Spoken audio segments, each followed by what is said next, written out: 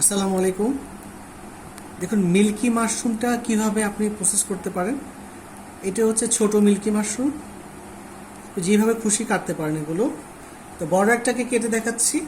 এটা একটা বড়, এটা একটা পোর্শন, এটা একটা পোর্শন। তো আপনি এটাকে এইভাবে কেটে নিতে পারেন,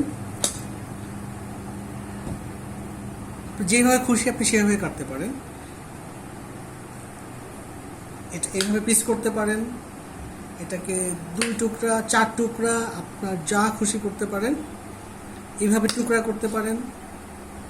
এবং এইটাকেও এভাবে কাটতে পারেন। দেখুন কি মোটা অংশ, একবারে গোস্তর মতো, মানে কলেজা যেরকম করে খায় সেরকম করে আপনি খেতে পারেন এটাকে।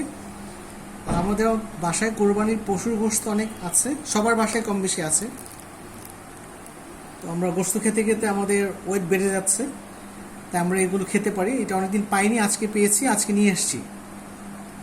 তো এটা হচ্ছে প্রসেস। তো কাটার পরে আপনি যেটা করতে পারেন, চুলায় আপনি গরম পানি করতে পারেন, কিন্তু একবার ফুটন্ত না, অল্প আছে। পানিটা যখন আসবে তখন আপনি এটাকে এরকম পিস করে পানির মধ্যে এটাকে চুবিয়ে দিবেন। 1 মিনিটের মতো রাখবেন, রেখে এটাকে আপনি চালের মতো কিছু দিয়ে পানি থেকে তুলে ফেলবেন।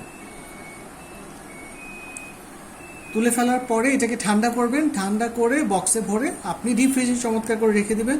যখন প্রয়োজন মনে করবেন খেয়ে নেবেন। ধন্যবাদ, আল্লাহ হাফেজ।